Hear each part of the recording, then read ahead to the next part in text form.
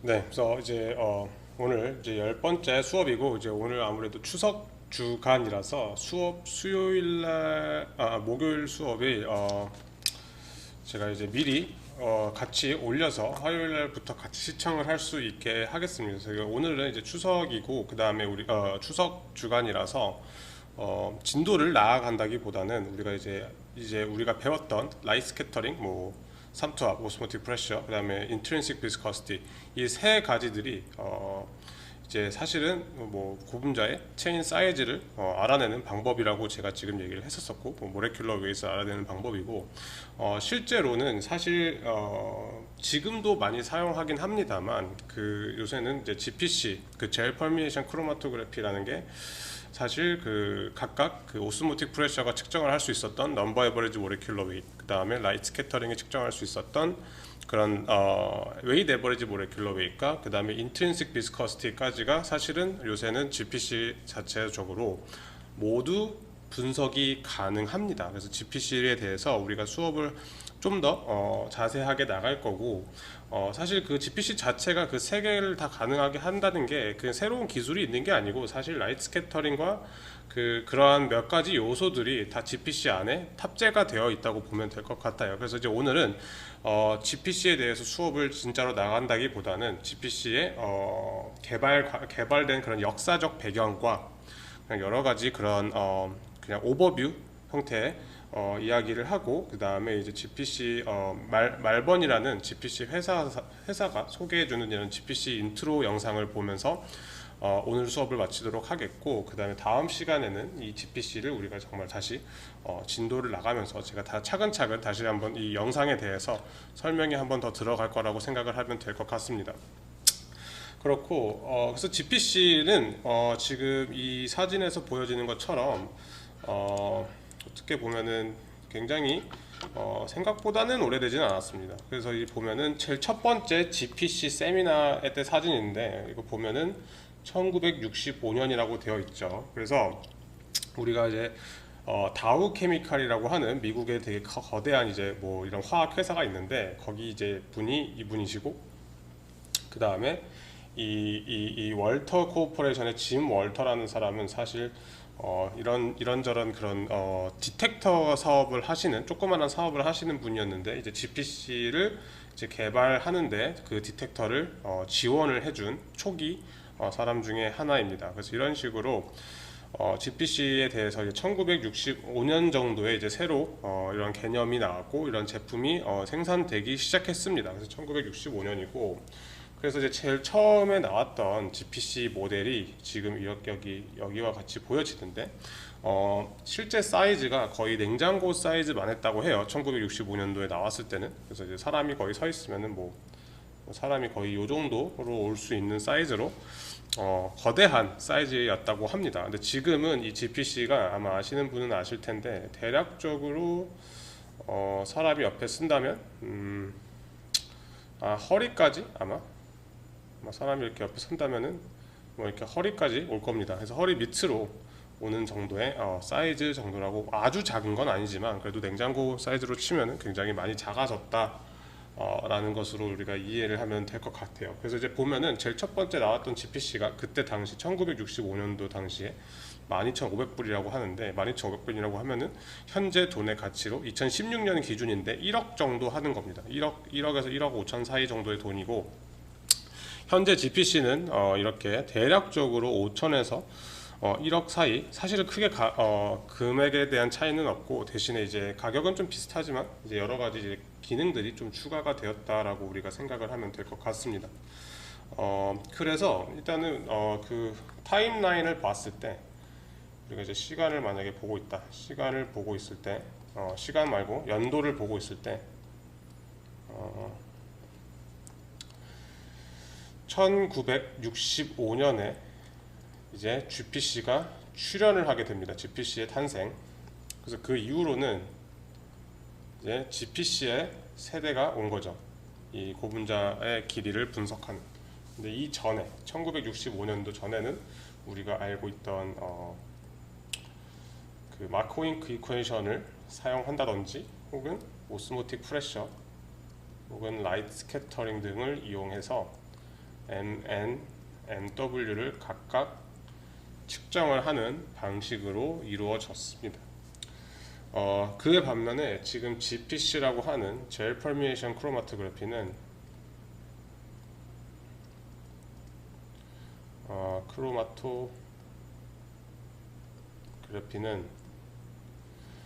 MN, MW, PDI 등등을 한 번에 동시에 측정할 수 있다라는 굉장한 장점을 가지고 있습니다.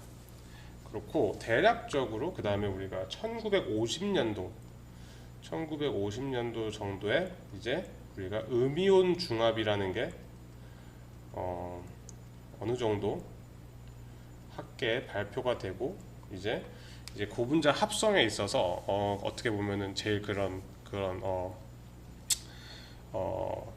전성기가 온 거죠. 이제 원하는 구분자의 길이를 원하는 그 네로우한 디스트리뷰션으로 만들 수 있는 그 합성법이 개발되면서 실제로 이런 분자량을 측정하는 데 대한 니즈가 엄청 많았다가 그 니즈에 부합하게 이제 GPC가 이제 개발이 되었고, GPC는 지금 얘기하는 것처럼 이런 것들, 전에는 오스모틱 프레셔라든지 라이트 스캐터링이라든지 이런 애들이 하나씩 측정할 수 있었던 것들을 GPC는 동시에 측정을 가능하게 해줍니다. 근데 이제 그 반면에 얘네들은 그래도 어떻게 보면 앱솔루트 캐릭터라이제이션 메소드라고 해서 무슨 고분자를 넣어도 그 고분자의 정확한 그 길이, 모레큘러 웨이트가 넘버 에버리지 모레큘러 웨이트를 그 평균 값을 구할 수 있는데, 반면에 이 GPC는 상대적인 방법입니다. 절대적인 방법이 아니고 상대적인 방법이고, 뭔가 기준에 대해서 걔에 비해서 얼마나 높냐 얼마나 낮냐 이런 식으로 나오게 되는, 어떻게 보면 단점이라면 단점인데 그런 장점이라고 하면은 이런 것들을 한 번에 측정할 수 있다는 거, 한 번에 측정이 가능하다는 거. 하지만 단점은 얘네들은 그래도 절대 방법은 아니다, 상대적인 방법이다 라고 우리가 알아두면 될 것 같습니다. 그러다가 이제 1967년에 유니버설 GPC라는 이 유니버설 캘리브레이션이 되어 있는 이 GPC의 개념이 도입이 되면서 그때부터 사이즈 익스클루션 크로마토그래피라고도 혹은 SEC라고도 이제 불리기 시작하면서 그 전에 GPC는 로그 모레큘러 웨이트과 일루션 볼륨 사이에 플랫을 했었으면은 SEC부터는 우리가 좀 더 그 인트린식 비스코시티 곱하기 모레큘러 웨이트 로그를 일루션 볼륨과 관계 짓는 형태로 되어 있는데, 이제 수업을 진행하면서 제가 더 이야기를 할 건데, 이런 식이 되면서 실제로 좀 더 상대적인 방법이지만 꽤나 다양한 고분자에서도 정확한 분자량을 측정할 수 있음을 나타났습니다. 네, 그래서 그렇고, 그래서 이런저런 이 1950년대, 1900 그 초중반기에 이제 고분자 그의 그런 그때 당시에 이제 세계 2차 대전, 1차 대전 이런 것들을 이제 전쟁을 하면서 세계 2차 대전 때 그런 고무에 대한 수요와 이런 그런 것들이 이제 개발이 되면서 이제 그 고분자 산업이 부흥을 하다가 실제로 1950년 정도가 되었을 때 음이온 중합이 가능해졌고, 그부터 이제 점점 그 고분자의 길이를 측정하는 방법들이 더더욱 발전하기 시작했었습니다. 그래서 그렇고, 그래서 아까 얘기한 것처럼 오늘 수업 끝내기 전에 그 말번이라는 회사의 그 GPC에 대한 그 개요 영상을 보면서 오늘 수업은 마치도록 하겠습니다. 네, 그래서 추석 잘 보내시고 바이러스 조심하시고, 그다음에 다음 주 돌아오는 주에 이제 GPC에 대해서 수업을 진행하도록 하겠습니다. 네, 수고 많았습니다.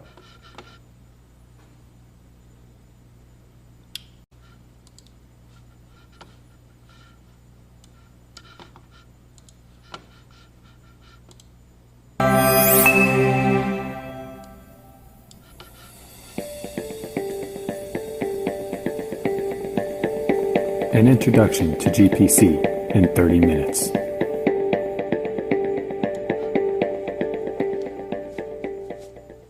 This presentation will include an overview of GPC, what it is and some common applications. Then we'll explore chromatography, the analytical technique that provides the foundation for GPC. Next, we'll look at the detectors, which are the devices that allow the users to see and observe the sample as it is analyzed. After that, we'll examine how that raw data is processed into molecular weight and many other types of characterization data that make GPC such a popular analytical tool, and then we'll wrap things up. First, let's start with an overview of GPC. GPC stands for Gel Permeation Chromatography. GPC is a type of size exclusion chromatography, often abbreviated SEC. While GPC refers to a specific type of SEC, the two are very similar and are often used interchangeably, as GPC is the most common type of SEC. GPC-SEC describes an analytical technique that is used to characterize macromolecules, providing data such as molecular weight, intrinsic viscosity, and hydrodynamic radius. These traits often affect the physical properties of the material and/or the behavior of the particular compound, and are of great interest to researchers, production plants, and manufacturers. Examples of materials frequently analyzed by GPC are natural polymers, such as dextran, chitosan, and cellulose, synthetic polymers, including polystyrene, polyethylene terephthalate, and nylon, and proteins, such as oligopeptides, antibodies, and membrane proteins. So what is chromatography? The C in both GPC and SEC stands for chromatography, which refers to a set of laboratory techniques involving the separation of mixtures. Chromatography involves passing a mixture carried by a mobile phase through a stationary phase, which separates the constituents of the mixture based on differential partitioning between the mobile and stationary phases. In the animation at the bottom, a mobile phase is shown passing through the stationary phase, which is usually located in a column. If we take a sample mixture and load it onto the column, the mobile phase will begin to move the sample mixture components through the stationary phase. The sample mixture components will travel through the stationary phase at different rates based on molecular differences between the individual components. This means the individual components exit the stationary phase at different times, providing a separation of the mixture.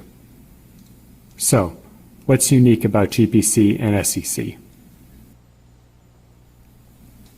Size exclusion chromatography describes a class of chromatography that, as the name suggests, separates analytes based on their size.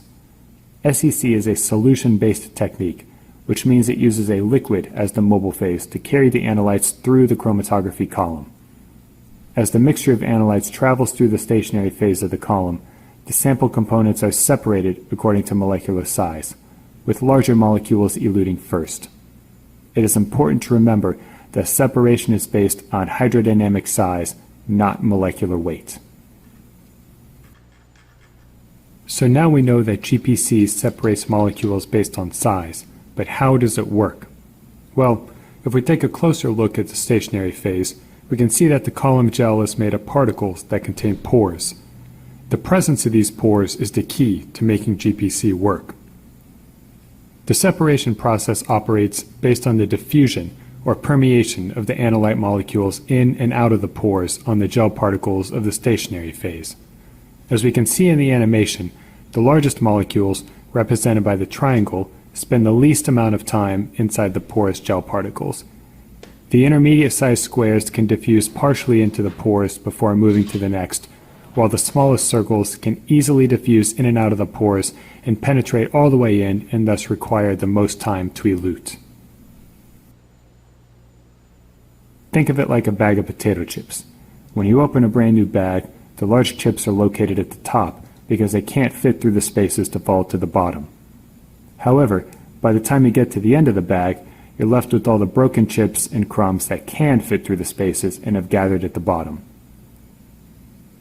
These crumbs are the same as the smallest components of your sample, like the circles shown here. which spend the most time within the spaces and pores and elute last from the column. On the right is the elution profile for a column set, showing the molecular weight range of the molecules this particular column set can resolve. The resolution obtained during the analysis of a sample is dependent upon the specific GPC column set. Which brings us to GPC columns. The chromatography process we've discussed occurs inside of the GPC column set. Ultimately, good results come from good chromatography, for which to obtain you need the appropriate GPC columns. Luckily, there are many types of GPC columns available to fit your sample needs. Some common factors to take into consideration when choosing a GPC column set include mobile phase compatibility, which is generally the primary concern, molecular size and molecular weight range, compatibility with your sample or functional groups present on your sample, or alternately, what is the chemical identity of the column gel, and how many columns of which type do you want to use, multiple columns of the same type to increase resolution, or columns in consecutive molecular weight ranges in order to expand the resolution range. To highlight the variety of solvents used as mobile phases, here are some of the types of GPC columns that Malvern offers. T columns for THF or other organic mobile phases such as DMF, chloroform, and hexafluoroisopropanol. A columns for the analysis of general aqueous polymers in a variety of aqueous mobile phases. P columns for the analysis of proteins in aqueous mobile phases. High temperature GPC columns for analysis at elevated temperatures, and specialty columns such as I columns, which contain an inert stationary phase that prevents sample adhesion, and cationic columns, which have a cationic stationary phase in order to repel cationic samples. Shown here is a schematic for a complete GPC system. The columns and chromatography process we described are located in the center of the image. The system components in line prior to the columns are necessary parts that keep the system running, such as a mobile phase reservoir, a vacuum degasser to remove air from the mobile phase, the pump to maintain mobile phase flow, and the injection loop with optional autosampler that introduces a sample mixture onto the column set. So, now that we've injected our sample and used chromatography to separate our mixture, we need a way to observe the individual components present. Which leads us to the detectors, how we see our samples. After the GPC column set does all of the hard work involved in the separation process, we need some way to observe the effects of the chromatography. This is where the detectors come in. The detectors are individual devices that respond to different characteristics of a sample. The more detectors we use, the more information we can learn about a sample. The most common detectors used in GPC are a refractive index detector, a UV-Vis or photodiode array detector, a light scattering detector, and a viscometer detector. Various combinations of these can be used depending on the specific data desired. The refractive index detector responds to sample concentration. UV-Vis or photodiode array detector responds to sample concentration and light absorption. The light scattering detector responds to the sample's molecular weight, and the viscometer detector responds to the intrinsic viscosity of the sample in solution, which is influenced by the sample's molecular density. Next, we'll take a closer look at each detector individually.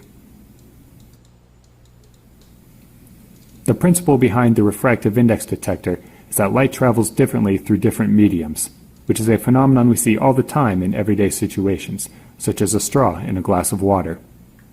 The light we see reflected off of the top of the straw travels in a straight line to the eye when it's uninterrupted. However, when the light travels through water and then air on its way to your eye, the light is bent or refracted at the interface of the two mediums. This is the exact same way a refractive index detector operates. A refractive index detector works by using a light source to project a beam of light through a flow cell that has two sides to it. One side contains just solvent, and the other side has solvent and sample. The light will refract at the interface and is reflected by a mirror back to a set of photodiodes. These diodes are at different voltages. One is positive and the other is negative. Depending on whether the sample refracts the light more or less than the solvent, the light will move more onto the positive or negative diode, giving either a positive or a negative peak. The amplitude of the signal corresponds to the concentration of the sample, as well as the material's DNDC value.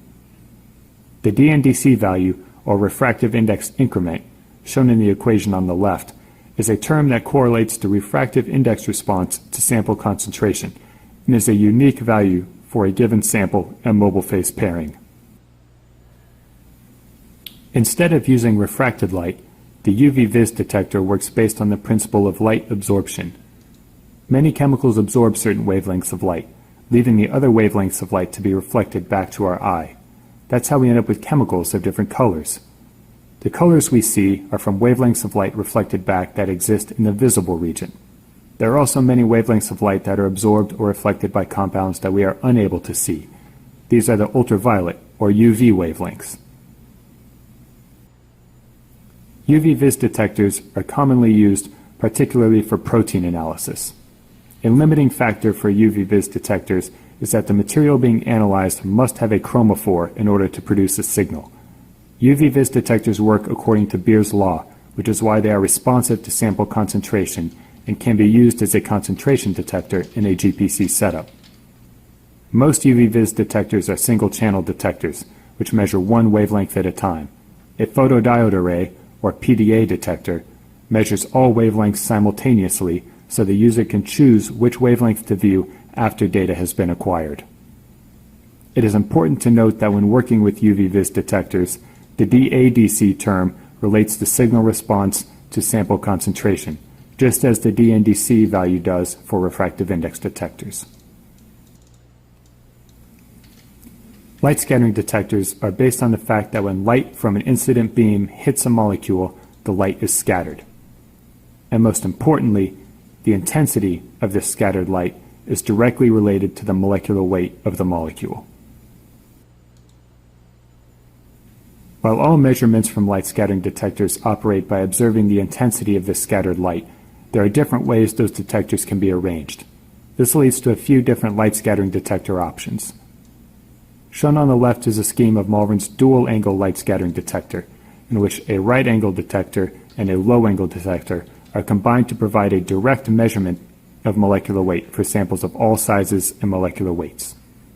On the right is a general scheme of Malvern's multi-angle light scattering detector.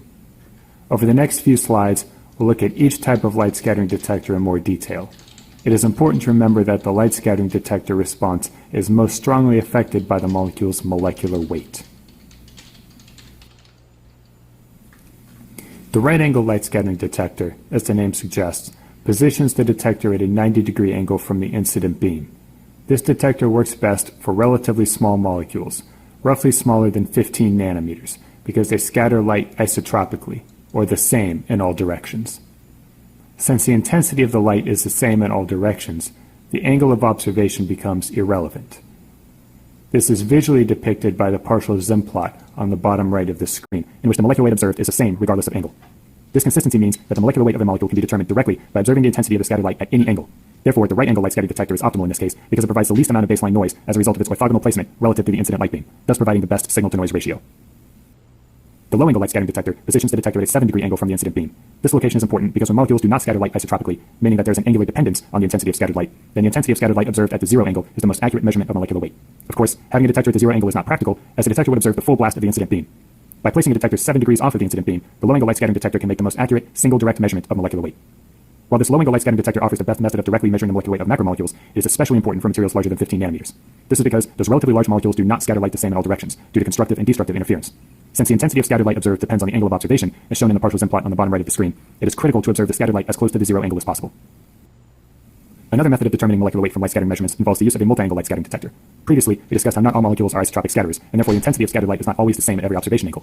The low-angle light scattering detector obtains accurate molecular weight by observing the light scattered as closely to the zero angle as possible. An alternate method is to observe the light scattered at numerous angles, hence the name multi-angle light scattering, and then use the partial Zim plot to extrapolate back to the zero angle to determine molecular weight. The principle behind the viscometer detector is that a solution containing dissolved macromolecules will be more viscous than the solvent by itself. Comparisons of the two lead to a variety of viscosity values, including intrinsic viscosity. The 4-cap Wave viscometer allows the intrinsic viscosity of a sample solution to be measured directly. This is done by observing the differential pressure, delta P or dP, and the inlet pressure, or IP. Those two pressure measurements allow for the specific viscosity of the sample solution to be obtained. Intrinsic viscosity is the specific viscosity of a sample solution at infinite dilution, and is usually determined by obtaining the specific viscosity at varying concentrations and extrapolating back to zero concentration. However, since the concentration of the sample solution in GPC is very low, it is close enough to zero concentration that the specific viscosity determined is essentially the intrinsic viscosity of the sample. Here's an animation of what happens in the viscometer as a sample passes through. Initially, there's only mobile phase in all capillaries, which provides a baseline reading and a differential pressure of 0. When the sample is introduced, it is split between the positive and negative sides of the viscometer bridge. The negative side of the viscometer bridge, shown here as the top half, contains a delay reservoir, which holds the sample and allows the solution pressure of the sample in the positive side of the viscometer to be compared to that of the solvent on the negative side of the viscometer. This creates the positive peak in the DP signal, which corresponds to the sample. The sample elutes, and the viscometer signal returns to baseline until the sample that has been held in the delay reservoir finally begins to elute. Because this increased pressure is now on the negative side of the viscometer, a negative peak begins to form in the DP signal. Once the sample elutes from the delay reservoir, the viscometer bridge now contains only mobile phase, and the DP signal of the viscometer returns to baseline. This slide provides the equations that dictate the response of each detector. All detectors are affected by the amount of analyte present, which is represented by the concentration and injection volume terms in each equation. The K term in each equation are the individual detector constants, and as such, are not sample dependent.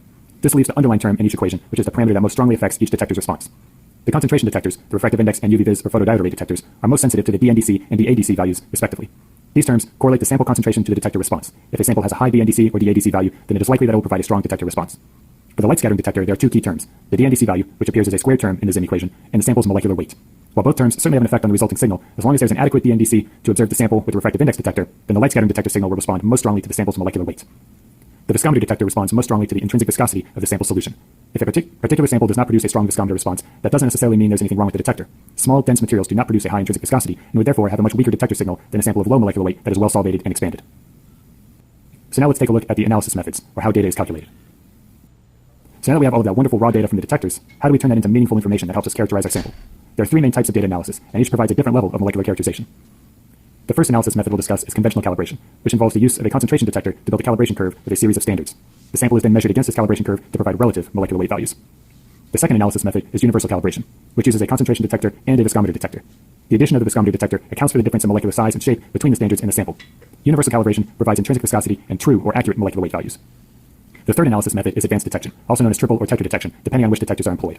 Advanced detection uses a light scattering detector and a viscometer in conjunction with at least one concentration detector in order to provide intrinsic viscosity and absolute molecular weight values. Conventional calibration relies on a single concentration detector, either a refractive index or UV-Vis or photodiode array detector. Because of this single detector setup, conventional calibration is the most economical GPC analysis method. In order to perform a conventional calibration, a series of well-characterized standards must be run. These standards should cover a wide size and molecular weight range so that the entire breadth of your column resolution range is mapped. Once the molecular weights of the standards have been entered and assigned to the corresponding retention volume, the software will determine the best fit line which will serve as the calibration curve. When a sample is analyzed, the molecular weights are extrapolated from the calibration curve based on the retention volume of each point. It is important to note that conventional calibration is based entirely on retention volume.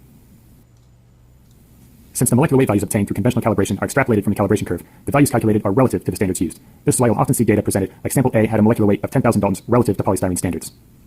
Since conventional calibration data is based on the retention volume of a sample, every GPC system will have a unique calibration curve, even when using the same standards. Parameters such as columns, mobile phase, flow rate, and temperature will affect the retention volume of the standards and thus the resulting calibration curve. Likewise, every polymer type has its own calibration line. Remember that separation, and thus elution order, is based on hydrodynamic size. If polymer A and polymer B have different structures, then a 50,000 Dalton sample of polymer A will have a different size and thus elution volume than a 50,000 Dalton sample of polymer B, even though they have the same molecular weight. Therefore, a calibration curve from standards of polymer A will give different results than a calibration curve built from standards of polymer B. Additionally, two samples that have the same molecular size but different molecular weights will appear identical using conventional calibration. Along those same lines, the accuracy of data from conventional calibrations depends on how similar the molecular structure of the sample is to the standards. The closer the molecular structure of the standards and sample are, the more accurate the data will be.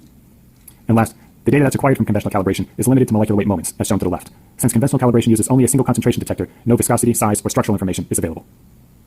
Next, universal calibration uses the combination of a single concentration detector, either a refractive index or a UV-Vis photodiode array detector, with the addition of a viscometer detector. The addition of the viscometer detector is important because, back in 1967, Benoit used a relationship between hydrodynamic volume, molecular weight, and intrinsic viscosity to show that the calibration curve for polymers of different types can merge into a single calibration curve.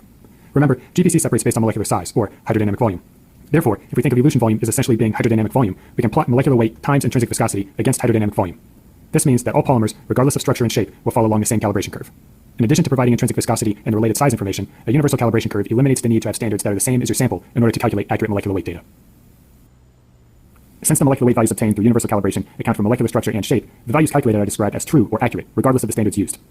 Even though the identity of the standards doesn't matter, the calibration curve is still required, and therefore every GPC system will have a unique calibration curve.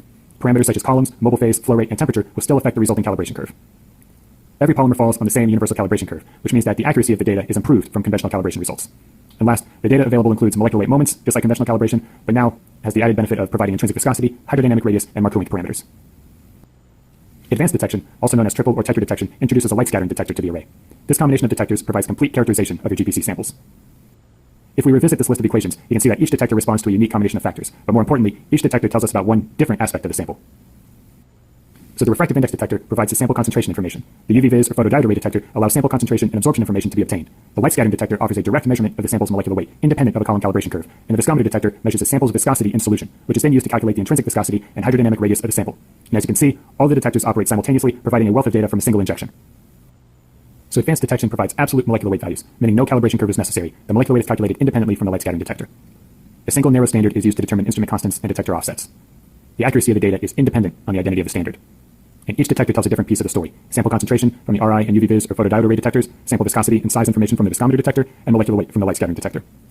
And with advanced detection, there is an incredible amount of data available from a single injection. Molecular weight moments, intrinsic viscosity, hydrodynamic radius, radius of gyration, structural information, concentration, recovery, and potentially absorption profile and compositional analysis. And now to wrap up with some conclusions. So GPC is the most common analytical tool for characterizing natural and synthetic macromolecules, from materials as diverse as plastics and rubbers to proteins and peptides. GPC is a technique that separates the analyte molecules based on molecular size. It is part of a larger class of techniques called size exclusion chromatography. A variety of detector configurations can be used, usually employing some combination of refractive index, UV-Vis or photodiode array, light scattering, and viscometer detectors. In conventional calibration, universal calibration, and advanced detection are the three prominent analysis methods, in order of increasing sophistication, used to obtain different levels of molecular characterization. Thank you for listening. For more information, please visit www.